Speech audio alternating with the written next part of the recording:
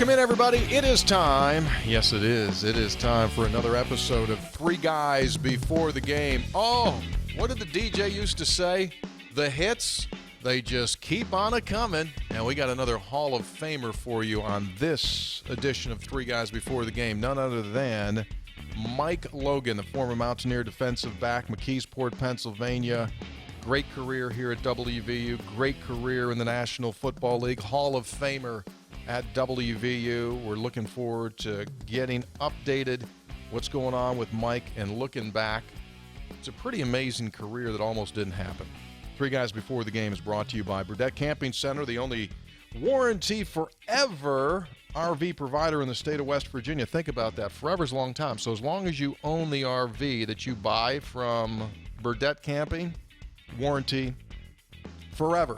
Serving Mountaineer fans from Weirton to Welch, Martinsburg to Matewan, and yes, all points in between. Your one-stop shop for RV sales, service, parts, you name it. If you're in the RV world, this is the place that's been in existence for over 40 years, which means they've stood the test of time. You can't last in business for 40 years if you're sketchy. And Burdett Camping Center now 40 plus years. Visit them at burdettcamping.com. Tell them you're a Three Guys listener, and basically it'll change your life. Change your life, I would think.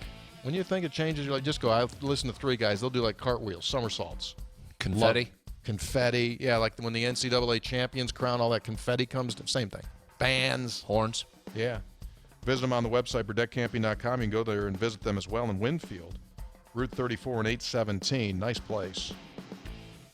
The only RV warranty forever provider in the state of West Virginia. All right, so Mike Logan is our guest. He was a member of one of West Virginia University's greatest defenses, statistically number one in the nation. Great guys that he played with. We had Steve Dunlap in here last week, and he talked about that unit, how smart they were. That then translated into the National Football League for a bunch of those guys. And Mike Logan and his career almost didn't happen at WVU. Almost didn't happen. Injuries about just said, and if he wanted to, he could have easily said, you know what, man, obviously I have a cloud hanging over my head. This isn't going to work. I'm checking out. But he didn't. He kept going and going and going, stayed healthy, and he made it all work. Please welcome to the program, Hall of Famer, Mike Logan. Hello, sir. How are you today? I'm wonderful. How are you? I'm feeling pretty good today. That's good. I'm alive and breathing, and I'm not too many grays in the beard, so I'm feeling pretty good today. Yeah. You said when I exchanged text with you that you have a community center, and I haven't heard about that. What are you into? What are you doing? Well, nowadays, I'm up in Pittsburgh. I'm actually in the education field. I did life skills education at University Prep, which is a high school in the Hill District, right above the city of Pittsburgh.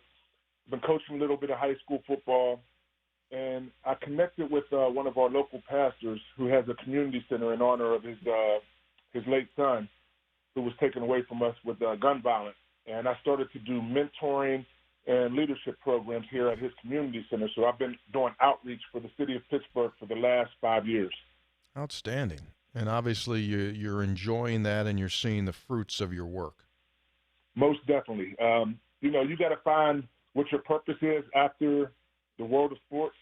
And I believe that, God has driven me to my purpose to go out, pass on the knowledge through the experiences that I've had throughout my whole life, share my testimony and tell my story. And I'm definitely seeing the fruits of the labor with kids who are succeeding now, especially from the inner city of Pittsburgh. You had a little bit of a different background, though, I would imagine, Mike, than most of the kids that you're working with, in that you had a very, very active family. Your dad was front and center and actually behind the lens during your career, and we'll explain that. Your dad was a cameraman at KDKA Television in Pittsburgh, and we got to know him. So you had that support that a lot of these kids probably don't, right? Right. Well, the thing about the common bond with all these kids that I work with is that I grew up in the same neighborhood with them. We experienced the same things in our environment, whether it be, drugs, violence, gangs, poor education. So the relatability that I have with those kids is there. The one thing I do stress and talk about is family structure. Even though my parents, they separated when I was an early age, I still had a very active father. I had a very active mother in my life. They laid down the law, and they made sure that I had discipline and all of those traits instilled in me.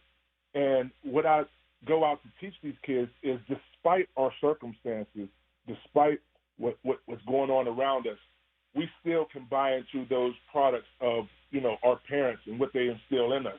And if they don't have parents, then we have other means and support at the community center where we implement those traits into them.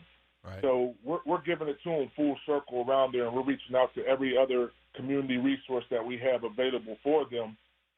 More support than I had even when I was coming up. So Right. We're letting them know that they're still able to reach for their dreams, even though it looks so dim from the outlook. And I share my testimony with them. It's the same thing. One of the things we do to hurt ourselves on this program is we ask former players how old they are now. And I look at yours, man. You're 40. You're 45 years old. You're about to be 46, right? Yes, sir. I am, man. And I when I started to get a little older and I started to ponder those years, I'm living some of my best years right now. As you grow and you go through life, you get so much experience, and then from that experience, you have to turn it into wisdom. And I'm making some wiser decisions now than I've ever made in my life when I was in my prime, shall I say. So I'm feeling better about aging nowadays. Yeah, that's good. Physically, when you wake up in the morning, tell me what hurts. Everything.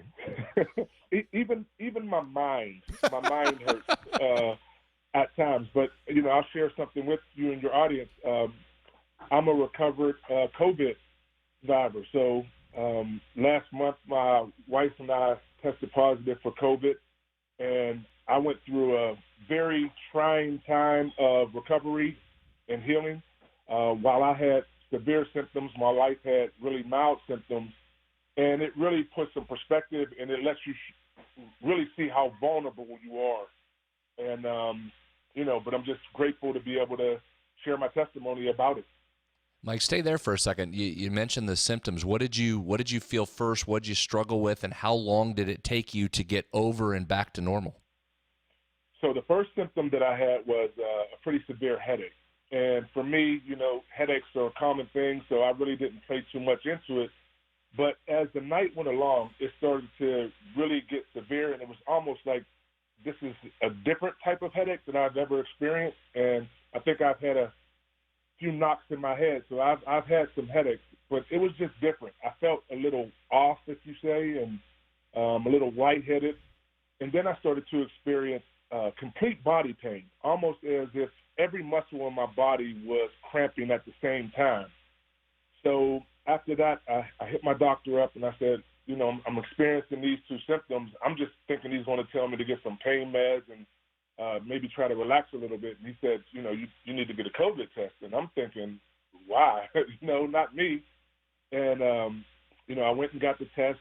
But after the test, when I returned home, I started to get the chills. I started sweating profusely, and I still had the pounding headache.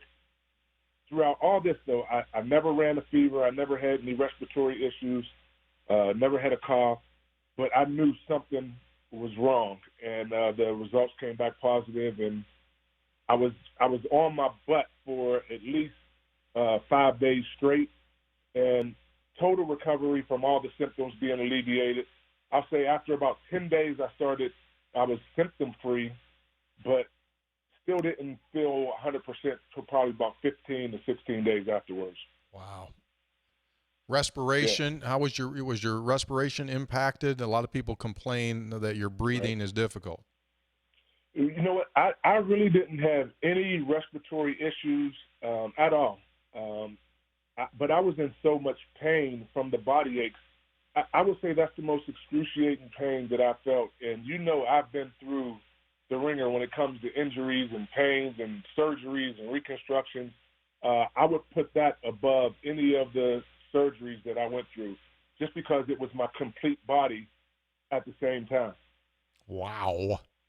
I mean, you played in the league for a decade, so that was the most Exactly. hurt. That was the most pain, huh? Yeah. I mean, as I was sitting there and, you know, I'm just laying in bed. I had to isolate away from my family. It was difficult because my wife, tested positive a couple of days after me, so she really couldn't, cater to my needs at that time. And as I'm laying there and I'm thinking about trying to get up and everything, I said, oh no. Every time I tried to move, it was a different part of my body that was just in pain. And it was all happening at one time. So all of that pain, meeting in the middle, every time I tried to move a muscle, definitely was the most. Mike, we'll jump around here because I want to get back into your WVU career, obviously, but stay on this topic here for just a second. So obviously you have a unique perspective now. You've gone through having COVID. You've watched your wife go through it with varying degrees of discomfort, but you're also, as a former NFL player, know the mindset of those guys, and I think we're all hoping that football is able to restart here in the coming weeks and the coming months. As you sit here as somebody who's gone through this, what are the biggest challenges or obstacles to restarting the NFL season? Well, the thing that really flustered my wife and I is through this whole quarantine period, we stayed in the house. We had groceries delivered. We very, very rarely left the house. We might have took the kids out on the deck for a little while. When we went green in our county, in Allegheny County, it was the first time that we really went out and about. And that first time was the last time. We got infected the first time we really were out and about the house. And I think that's the challenge because it's so contagious. You can be as careful and plan out your whole, day, not being around people and still get infected. So my biggest thing with how much perspiration and spit and droplets will be passed from one person to another, and it's not like they're going to a bubble and they're going to be playing games at one thing. They're going to be interacting with their family members who might have been outside and been around other people. Just, how close we're together, it's going to be hard to spread. If one person catches it, basically the whole team and the organization is probably going to get it if they don't get it, at the initiation, which is very hard because it took me several days before my symptoms started. So I think that's going to be the most difficult part of, getting the NFL guys back together. And as you said, it took you 2+ weeks to really start to feel. So, I mean, NFL seasons, as you well know, that months will roll by. You go like, oh, that was 3 weeks, 4 weeks. Now he's back. I mean, we're talking about easily knocking out a quarter of the season in a chunk for these guys. And he's talking about feeling better just to get up and around, not playing at the NFL level, right? That's a whole different level of being healthy, Mike, right? Yes. Listen, once I felt like I was symptom-free and I took about another 3 days just to rest up, I took out the garbage that had piled up while I was laying in bed. And I felt like I played in the NFL football game just from taking out the garbage. And, that recovery time, it just takes you a while for you to really feel like you're yourself again. Because even though the symptoms left, I was still tired. I was still fatigued. Everything that I did, it took me a while to recuperate and get back to myself. So this is over a month now, and I'm really feel like I'm back to who I was before COVID. Wow. I didn't even know we were going to go down this road, but that's it's amazing, and it scares the heck out of us because obviously we sit here all the time and we say, can they play, can they play, can they play? I mean, dude, you're professional athlete, highest level, have gone through so much to go like, all right, it just knocked the living heck out of me. That's what's good. Right. And real quick, that's probably the underreported part, what Mike just said. We hear 10 days or 2 weeks, all right, go quarantine and then bounce back. But you're not in peak condition for another week, 2 weeks. You don't know.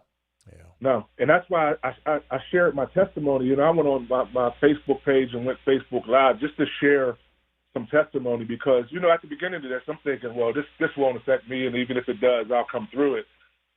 But it sat me down and it put some perspective to it, and I know the reality of it now, so I wanted to be able to share. Let's jump back in time here. Let's go back McKeesport. That's ready? Let's go. Yeah, let's go all the way back where you played for George Smith at McKeesport. You were a Tiger. When and how, why West Virginia University? Who made first touch on you back then? Why'd you pick here? Well, I had knew of West Virginia because of a couple guys that I knew that played at McKeesport were down at were headed to West Virginia, and that was Tim Brown and John Harper. Mm-hmm. But for me, if I'm to be truly transparent, I'm a Pittsburgh guy. I was born right on the south side of Pittsburgh. Grew up in the Mon Valley. Ended up playing at McKeesport, and there was a teammate of mine. His name was Jason Chavis. He was actually one of my best friends coming up in McKeesport. He got a scholarship offer to Pitt. And I had always dreamed that I was going to be a local guy who played for the Pitt Panthers and went on and played for the Pittsburgh Steelers. Well, when they came, Sal Sinceri was the recruiting coordinator, came to McKeesport, and he said, I have one scholarship offer, and it's for Jason Chavis. And I was down at the office already waiting, thinking that it was my scholarship offer. And I sat there and I looked at him, and Coach Smith said, yeah, he's here to see Jason. I said, who is one of their biggest rivals? Who's the biggest rival that the Pitt Panthers play? And Coach Smith, he was sitting, he said, well, we got a couple guys going down to West Virginia, and that's the backyard brawl is a pretty big series, rival game. I said, well, West Virginia is where I'm going. I'm going to kick their ass for 4 years. I said that to his face, and he looked at me, and I don't even think West Virginia was recruiting me at the time. I think Coach McMichaels came up to the school, and I said, hey, Coach, I'm there. If you offer, I'm there. And I think I took a couple other visits, but I knew that West Virginia was the place for me. And then as I started to really think about it, I realized that was the place for me. My pops was pressing West Virginia as soon as they started to recruit me. But that's how West Virginia really jumped up to number one on my radar. That might be. We ask all these guys how they got here, how they got to West Virginia. Mike, we've had this conversation hundreds of times. I think that's my favorite story I've ever heard right there. That might be the single best recruiting story I've ever heard. That's outstanding. Hey, I think you're right. Listen, it is the absolute truth. And guess what? I went undefeated against Pitt during my tenure at West Virginia. and believe you me, I let them know every chance that I get. Did you? Every chance. So Coach Smith was in the office there, but did you ever tell Sinceri that? He knew. He ended up finding out afterwards. Every time we played him, I remind him. I let him know. You kind of go over. Did you kind of do the sideline thing there, where you'd find him, spot him out on the sideline, give him a little bit? Would you? Listen, before I even went to West Virginia, I was trying to go down to the facilities with Jason Chavis. And at the time, it was Coach Hackett who was there. He was on his way out. But I was like, let him know that he missed out on me. And I said, I hope when we play off that you look for me on the sideline every time. Look for me on the field because I'm going to be out there. And then they, had Coach Majors. And even though he wasn't there, I still let him know. You let a hometown boy go down 79 South, and I'm going to kick your tail today. So I'll see you after the game, and we'll discuss. Yeah, I like that. That's awesome. Yeah, I like that. I like that one a lot. You said your dad, as soon as WVU got involved, said WVU. Why did your dad like WVU? I would assume he had been down here shooting games and things like that. Well, we actually have family in Beckley, West Virginia. Oh, I didn't know that. So, yeah. My father's father was from Beckley, West Virginia. So we would go down to West Virginia almost every summer. We would go down for the 4th of July. They have a big annual cookout down there. It's the Bradshaw family down on Westmoreland Ave in Beckley, West Virginia. So we had some familiarity with the state, and we had some familiarity with the sports program because, there was a couple guys before that, Major Harris, Big D from McKeesport, who were down there. So my dad knew about West Virginia football already. Yeah. So once they got involved, he was like, "This will be perfect." It took him back to his roots with his father, and all of my family was elated down there. Ahmad Bradshaw is a cousin for mine through that line. Okay. The Bradshaw line. So it was on. He said, "This is perfect," and it just felt right for him. He said, "This is where, I dreamed about you someday wearing that, WV on the helmet. And he was overwhelmed with the joy that, we already had some lineage in the state of West Virginia and that I would be able to play for West Virginia University. Oh, that's really neat. I never knew that aspect of it. I mentioned you got to talk to me a little more, Tony. See what that rapport we had, man. Yeah. We had a strong rapport when I was down there. You got to reach out to your old guy. For whatever reason, I've always liked you ever since you got here. You got great personality. Great personality. You Tony, I tell you what, you treated me awesome. From my inception at West Virginia University all the way through, man. You were a great guy. And watching the broadcast after I left West Virginia and I played in the NFL and I got into sports broadcasting, I used to listen to your call all the time, man. And I went back and listened to Jack Fleming and I would listen to Tony. The call in the East Carolina game, I got that memorized almost, man.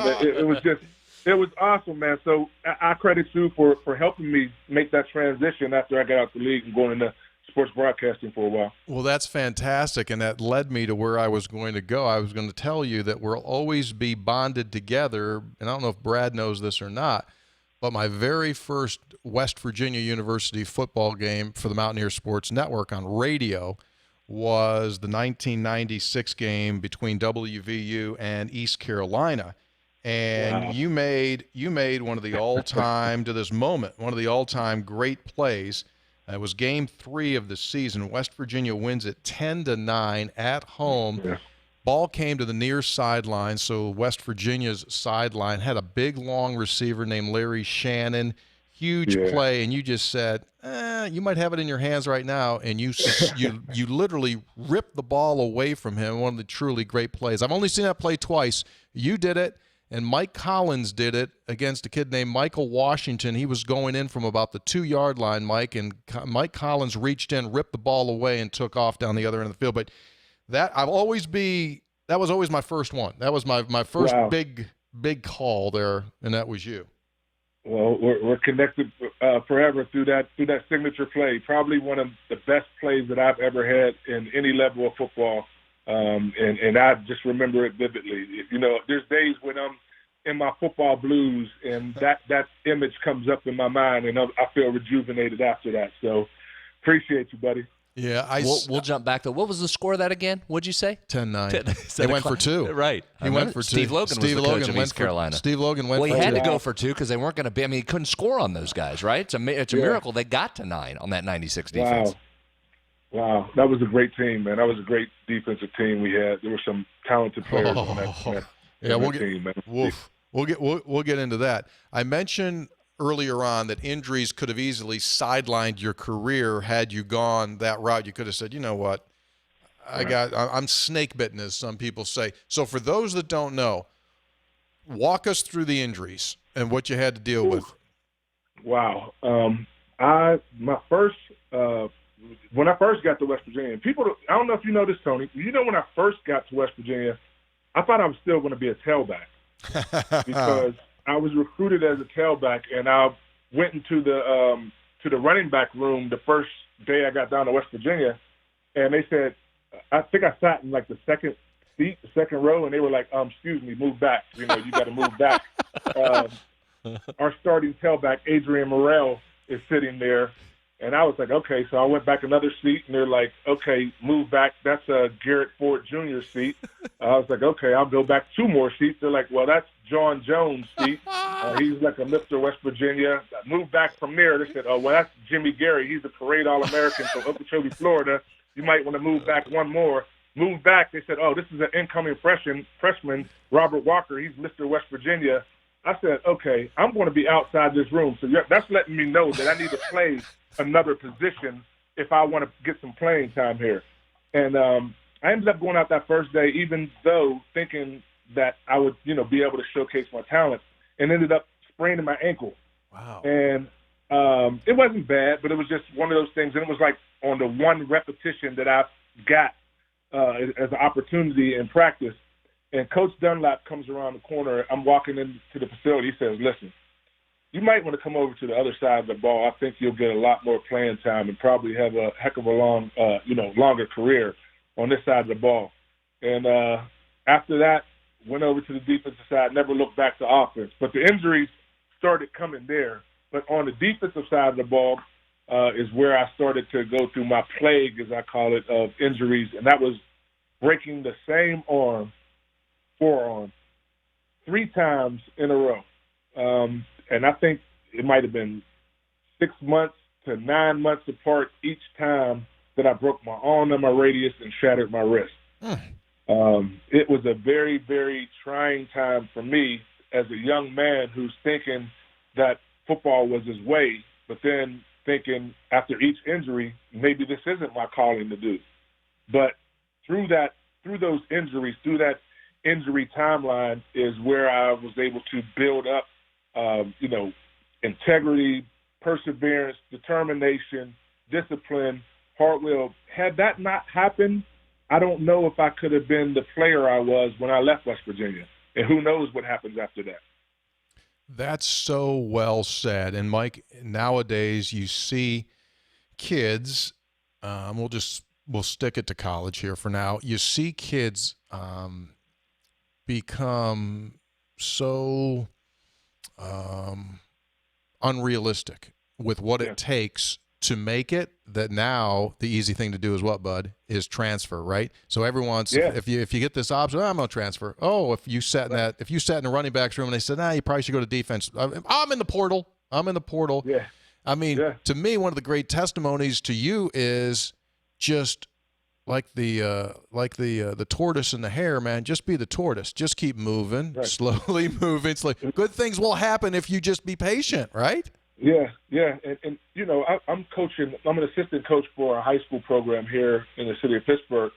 And you see that so many times with young athletes who are just, they get injured or something happens and they're just ready to throw in the towel and say, well, maybe this isn't for me. Maybe I'll do something different.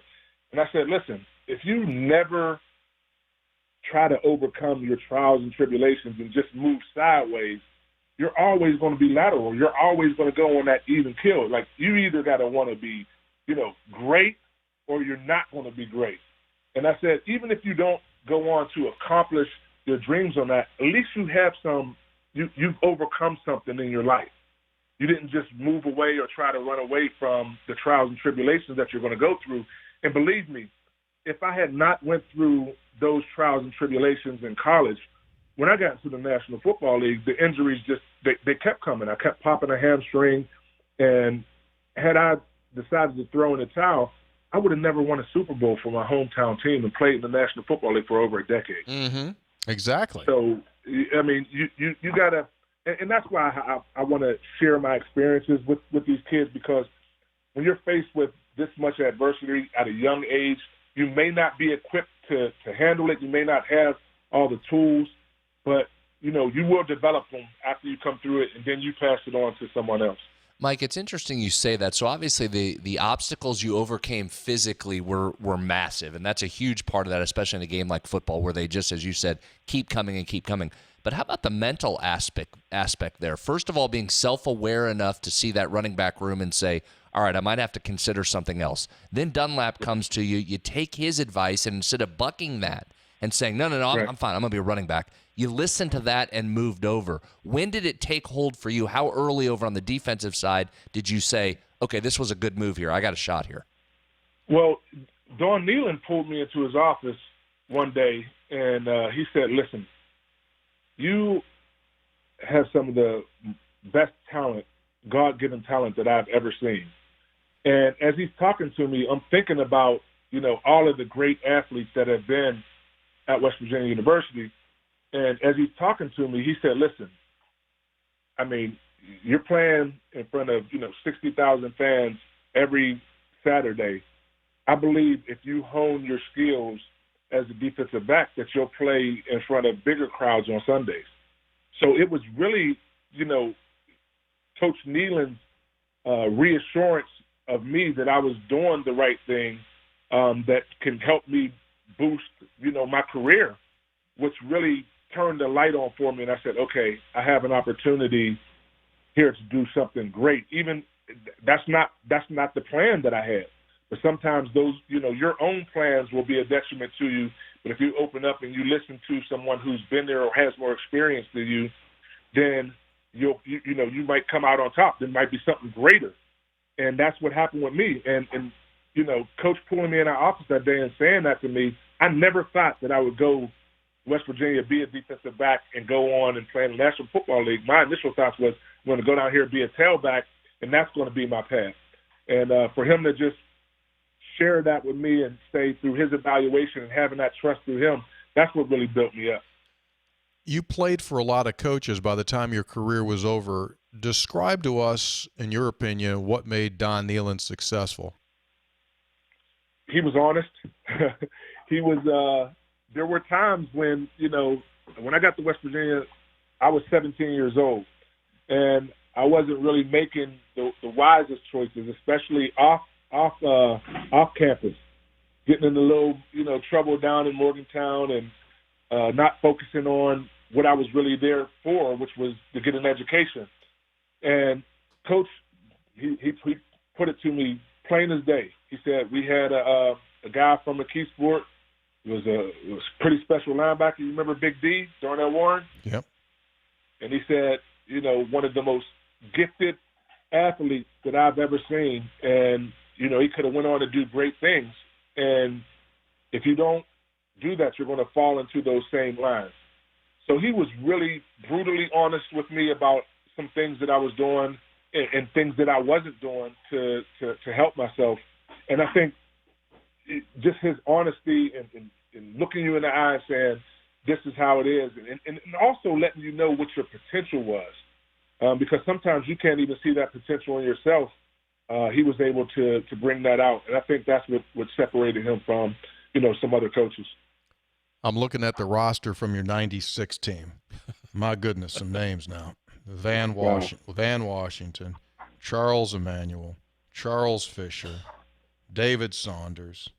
You had Chad Johnston. You had Mark Bulger. You had Eric Boykin. All three of those quarterbacks. Right? You had all those guys. Gary Tompkins, Sean Foreman. You had Jaywan, right? Yeah. You had Boo Sensabaugh who could play. Had a guy who was a running back by the name of Amos Zaraway. I mean, just my Keep goodness. going. You're not even down. You're not even out of the 20s yet. I know. I'm still. I'm at 25. So Rashawn Vanterpool. Oh. Right. I mean, Gary Stills, Barrett Green. Anthony Beck. I mean, Canis. Kevin Landau. Right. You just keep going. Did you say Canute? No, Canute can play. I'm in the 40s. I'm still in the 40s. John Thornton. I mean, and these guys, Anthony Green. Anthony Green could play. Yeah. Charlton Forbes could play. Yeah. You mentioned Gary Bernardo Amerson. I mean, productive, right? B. Russ, yeah. B. Russ, Solomon Page, Henry Slay, Kevin Landau. He played a good chunk. You probably played with him, right? Were you down? In the NFL? Yeah. Yep. Holy potato salad! You talk about good job by those guys. Listen, just an amazing group of guys who I still have great rapport with till this day. Canute was my roommate. He was my best man at my wedding. His son is named Logan. Just bonds that you have with special players during a special time that we'll cherish for the rest of our lives, man. I mean, I have probably more great memories with friends in college than I do with even guys that I play with in the NFL and won Super Bowls with.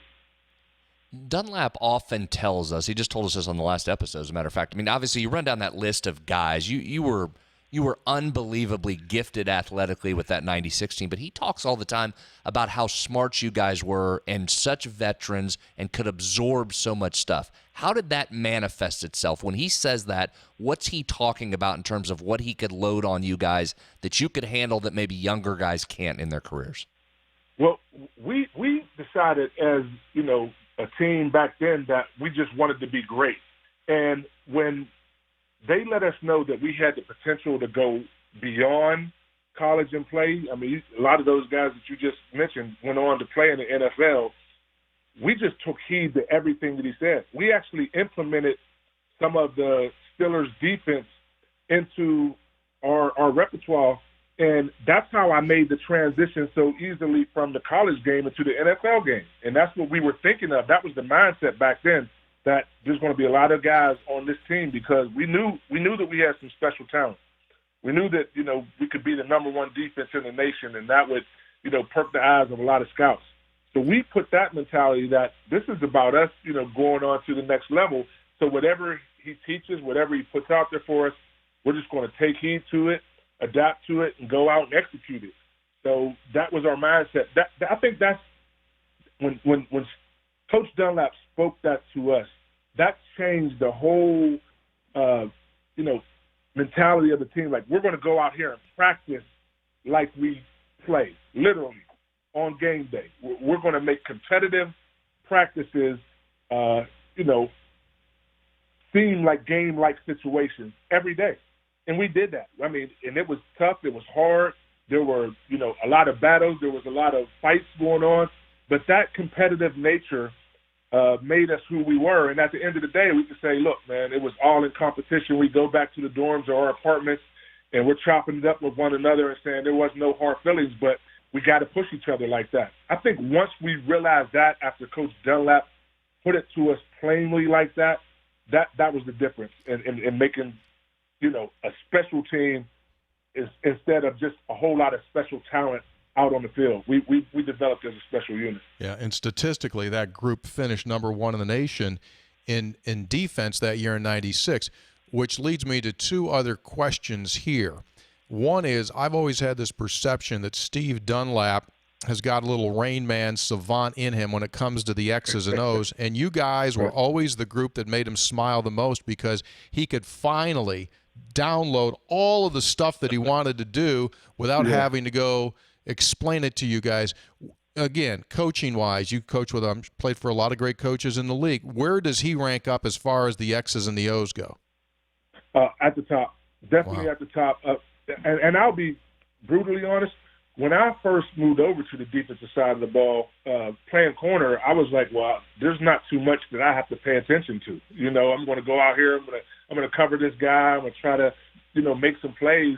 I really don't need to be toned into everything. And he said, listen, you need to be toned into the entire defense, because there's different positions on the field that I want you to play, and you have to know what you have to do. So he's the first person that actually, taught me how the structure of a defense went. When I was in high school, I relied so much on my athletic ability that, I kind of tuned the X's and O's out. I said, I'm just going to go out here and play football. Don't tell Coach Smith that. I hope he's not listening right now. But Coach Dunlap said, listen, no, you can't be 7 yards off. You have to be 5 yards off in this defense. You have to be 3 yards off in this defense. You have to learn what a feather technique is. You have to learn what bump and run technique is. He was so meticulous about everything running in unison together that it made us spend more time together, even off the field, talking about some of those things. That was the first time that I think it really clicked for all of us to say, okay, in order to be great and accomplish the things that we want to accomplish, we got to listen to this man wholeheartedly and be attentive to every little thing that he says for us to be successful, and it paid off. Yeah. All right, so we've been talking about happy stuff. Let's talk about a down. Let's talk about a downer that I think hurt the program for more than a year, and that's the Miami loss in the '96 season. You guys were profiling and high styling, undefeated, and here come the Miami Hurricanes in Morgantown. They're ranked 25th in the country, and you guys at that point are 7-0, 66,948. Which is probably lower than there was actually in the building that day. Brad was in the department back then. Would you have 70? Do you think we had 70 in there? Yeah, probably had to dumb it down a little bit. Didn't need any fire code violations there, right? So the game goes 10-7 Miami. It comes down to the blocked punt. Recollections of that game? I'm still kind of shaken up by that moment. After that game, it was almost, I never want to say that we gave up, but the air was completely out of the balloon at that time. I mean, we were so deflated. It was hard to get up for any other game after that. It really and truly was. But I remember that game so vividly now. And I remember saying this on the field. I can't remember who I said it to, but I said, do you think we should punt the ball on third down? I said it to somebody. I can't remember who it is. If somebody listens to this broadcast, say it to me. Just because we knew Tremaine Mack was such a deadly weapon at blocking kicks. We knew it. We knew. We practiced it. We went over and over about identifying who he was. My thing was, let's get him with the element of surprise. If we're not, if we need to get it out of there, just let Chad drop back and just punt it away. At least that, gives us an opportunity. When we punted on fourth down, I'm not going to lie. You know how they say you might have seen things to fruition. I probably did that because I said, if we punt, he's going to block it. And lo and behold, I think the person who ever told me said, man, we got to be able to execute a play, so we just got to punt. I just seen it. I seen it happening before it even happened. Yeah. And I would say that's probably the worst I've ever felt because we played that game hard-nosed. I felt like we outplayed them, even though they were able to stop us several times down in the red zone, and we wasn't able to score touchdowns again. But we just outplayed them, and they were so cocky and arrogant that you just wanted to give it to them. And when we lost the game, as soon as you heard the thump off the foot, you just knew that we lost that game all on that one play. Yeah. That's a game where you can literally say one play cost us the game. Yeah. Mike, because we say that all the time, because it was not only the block, it was the illegal forward lateral that led them down there. Because we contend, I'm sure you'll back this up, there's no way, even if that ball is downed inside the 10 or 15 or wherever it exactly was, they weren't going to score. They were not moving the ball on you guys at all. No. If we would have had an opportunity to go out there and do that, who knows? But, we were so revved up that game and just on point with everything. But even now, when I can't watch that play. Somebody sent me a clip of some old West Virginia games on YouTube, and when that play was coming up, I knew it. I just turned it off, and that play caused a lot of in-house turmoil. I'll say that you guys probably never even knew about.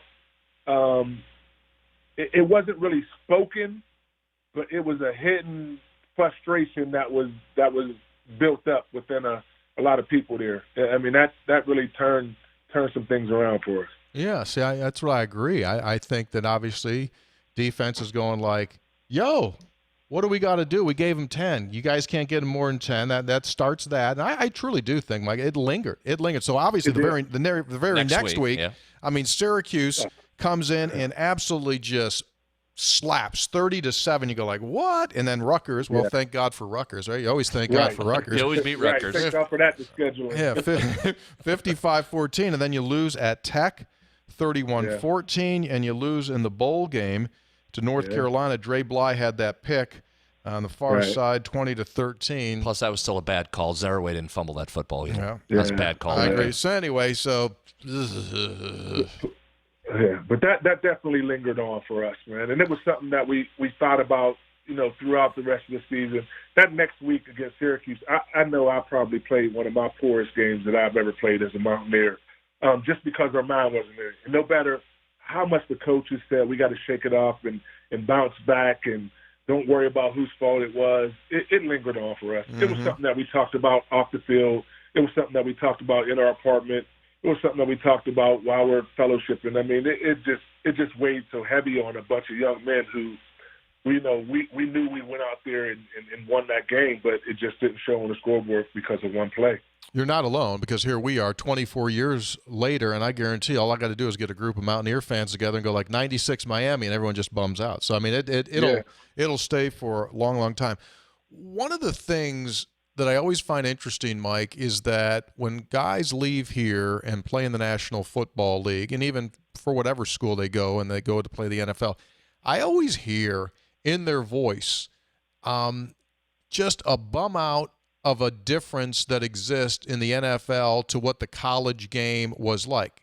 So it's kind of like, yeah, you can make it. You can if you last, you can make a lot of money. It's great. It's the highest level of football in the world, but at the same time, it is a business, right? And so, No doubt. And so, when you look at those two worlds that you were in, college and the pro, how do you put those two together in your mind as to what that was like for you?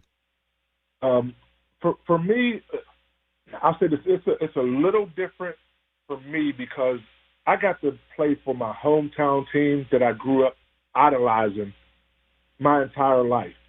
You know, my grandfather was worked at the J&L Steel Mills right on the site where the Pittsburgh Steelers practice facilities are now.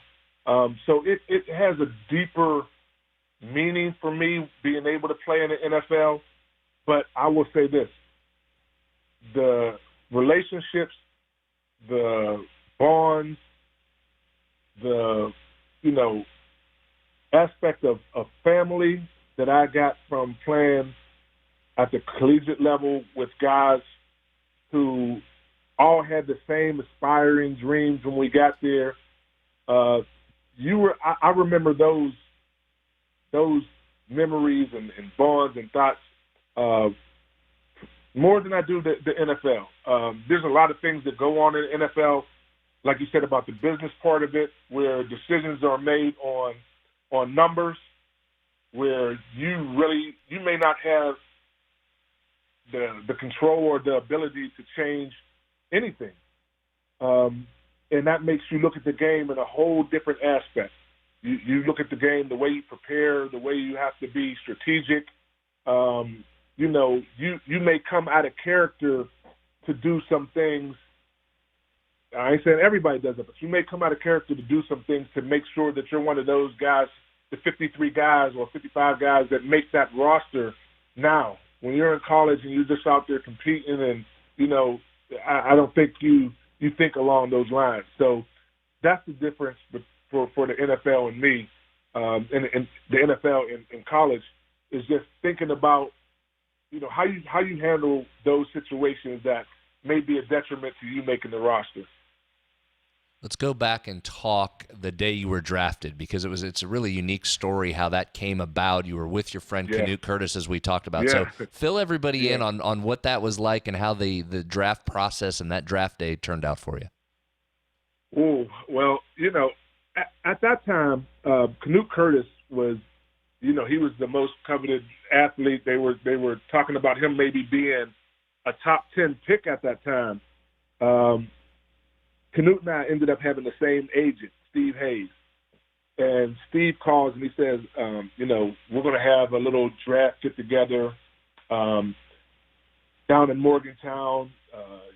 We'll see where Logan goes, but we think Canute's going to be, a first round pick. So I remember my father calling and saying, should we come down to the party, or are you going to go on day one? Do you think you'll be drafted? What is Steve saying? What is the scout saying? And I'm like, I don't know. I said, but you might as well come down because we'll be here for Canute. We'll be able to celebrate and have a good time, and we'll celebrate and we'll see what happens with me. Maybe I'll go on the first day, maybe I'll go on the second day. And I'll never forget. Steve comes down. I don't think I had a cell phone at the time. Steve had a cell phone. He had to get like a connected cell phone because we couldn't get all the signals down in Morgantown. And we're at the I forget what the little hotel is right there, and Steve's outside and he's like trying to get connected to all these scouts who were calling and everything. And he pulls me to the side in the middle of the first round and said, "Hey man, I think that you're going to get drafted in the first or second, third round maybe." He said, I'm getting fielding a lot of phone calls, and I'm sitting there like, okay. So I'm kind of getting excited, and I'm talking to my parents, and I'm saying, Steve said that I'm getting some phone calls. Meanwhile, I'm looking right across the room at Canute, who's sitting there, he's like nervous. And, this is my roommate. This is a guy that I became really good friends with. And lo and behold, I get drafted before him. I get drafted 50th overall, second round. And I'm looking at him, who had these expectations that were so high to get drafted in the first round. So I'm elated, but I'm also holding in my, celebratory mood, because I'm like, I want my guy to get drafted too. Right. And I'll never forget, my family's kind of cheering. We're kind of outside. And I come in, and Canute said, listen, hell with it. Let's go out and party with your money. You got money first, so let's go out and have a celebration. Everything's on you, man. He said, whatever happens, I'll get drafted, wherever I go. But I'm happy as hell for you. You definitely worked hard for it. Let's go party. And we went out and partied, man. And, fortunately, we came back the second day. He did get drafted. Wasn't where he wanted to get drafted at, but it was a tough time, because I was kind of stuck in that little quandary of, do I celebrate one of the biggest dreams that I've ever had in my life, or do I sit here and console my friend and be here with him? And Canute, being the stand-up guy that he is, just said, listen, man, hey, let's go out and have a good time. And we did spend a lot of money that night down there. He said, we're billing your tab up for that. But it was a special time, man. And I think that's one of the things that, Tony, when you asked me about the NFL and in college, that moment that we had, and being able to carry that on throughout life, and for him to step up and say, man, listen, you worked hard for this. It is what it is. That's the type of bonds and relationships that you develop in the collegiate side of things that you might not get in the NFL. Yeah. We've mentioned several times that you were a member of a Super Bowl champion team when the Steelers beat the Seattle Seahawks. Did that ever become just a football game while it was happening? Did you just, okay, I'm playing football, or did it always have a very special, this is a different thing that I've never done before? For me, it was different, because I had gotten close to playing in the Super Bowl so many times, and it never came until my 9th year in the National Football League. So for me, it was the epitome of every dream, everything that I ever thought could, happen in my life. I said, this is it. It let me know at that moment that I can reach, or I can accomplish anything that I set forth, because I had been thinking about this since I was 6 years old. And then with the percentages of, people who play in the Super Bowl, especially me playing for my hometown team, for that dream to come in fruition, it put a whole different definition on playing in that Super Bowl. So for me, it was different. And I was so caught up in the moment that on the first kickoff, I almost missed the kickoff. I'm looking up in the stands at the lights, and I always found my mom and my dad in the stands, so I know where they were. I'm looking there, and they blew the whistle, and I was a little late getting my start off to run down on kickoff, just because I was such in a daze. And I actually got knocked on my tail the first play of that game. So I was brought back to reality real quick. And then I ended up getting injured in that game.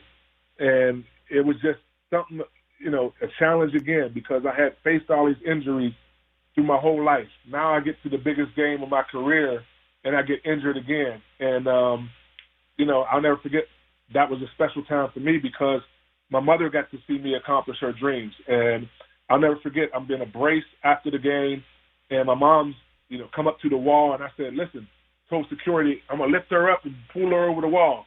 That's my mother. She's coming down the field, and I'm standing there on a knee where I tore my LCL, my MCL, and had a microfracture, and I'm lifting her up. She's like, am I going to hurt you? I'm like, Mom, I don't feel nothing. I'm good right now. Just being able to walk the field with my mom and her see me accomplish my dreams, and she passed away a couple of years after that. That game has a whole significant different meaning for me. Yeah. Wow. And the thing of it is, man, like when something like that happens, it always becomes your tag, right? So like Mike Logan at WV, it's always Hall of Famer Mike Logan. That never goes away. And Super Bowl champion Mike Logan. Right. Those are hard to Right. get, man. And you've got two big ones sitting there with you forever. You know? And you know what, Tony? I mean, for me, just reflecting back on that, you know, even when I got the call for the Hall of Fame, for the West Virginia Hall of Fame, Oliver Luck at the time was the athletic director, and he calls me, and I thought it was actually about a broadcasting job because, you know, I was talking to the network about maybe I was already doing some spot work for Roots TV for West Virginia, and when he called me, you know, I'm like, hey, Oliver, what's up, man? You know, you talked to he said, no, I'm calling you to tell you you're being inducted to the West Virginia Athletic Hall of Fame. And I kind of sat there for a minute. Not that I, you know, he probably thought I was like disappointed or something. I was like, but I thought you were calling about the broadcasting job. And, you know, when that reality set in for me about what that means to be Hall of Fame in anything, it was emotional. It was a very emotional time for me. You know, even I remember telling my wife, she was like, you know, why are you like so? You don't seem excited. And I just said, this reality, it hasn't really set in for me because, you know, I felt the only regret that I ever had playing sports is that I got injured so much that I don't think I've reached my full potential at any level. Right.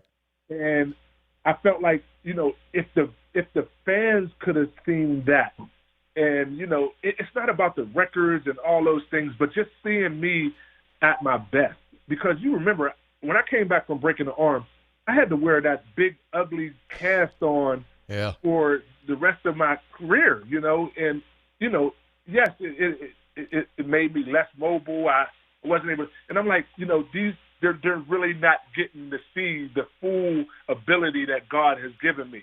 But I'm thankful, and I'm so grateful that I was able to accomplish those things. But for where I'm at in life right now, being a Hall of Famer and being a Super Bowl champion, I hope that comes at the end of the definition when people who know me and cross my path say, listen, he was a stand-up guy. He had integrity. He loved his family. He loved his God. He took care of people. He tried to help people. Oh, and guess what? By the way, he was a Hall of Famer at West Virginia, and he was a Super Bowl champion. If that's not how I'm defined when I leave this earth, then my legacy isn't fulfilled, even though I was a Super Bowl champion and in the West Virginia Hall of Fame. Yeah, I get it. Well said. Yeah. Well said. Hey, recognizing the Super Bowl ring is not an everyday piece of jewelry. How many times that bad boy come out? How many times a month do you wear it?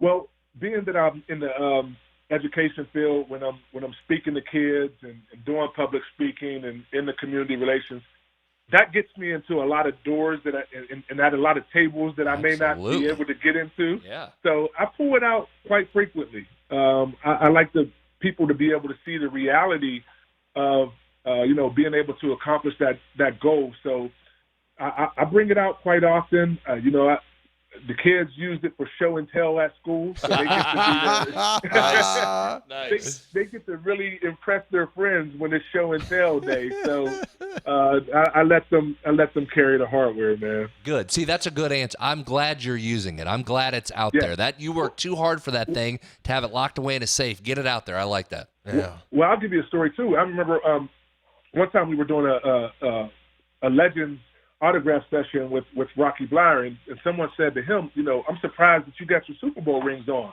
He said, well, what the hell do you get them for? You know, you go put them in a box and just let them sit there in your house, you know, or in a lockbox. And I heard him that day, and I said, you know what? Yeah, you do get them to wear them and be identified as a Super Bowl champion, and to let these fans and people who cheer for you all through their life experience that. Yeah. So after hearing Rocky say that, you know, I took it out of the box, which it was in a box at home, and started to wear it more often. And, you know, just to see some of the joy on fans' faces, because they feel like they're a part of it with you when they get to try on the ring and they get to see it. And, of course, every person who, when you're doing an autograph session, says, let me try it on, they try to run off with it, but that's the joy of it, you know what I mean? And I get just as much of a great feeling watching them wear it and glamour at it over and over again.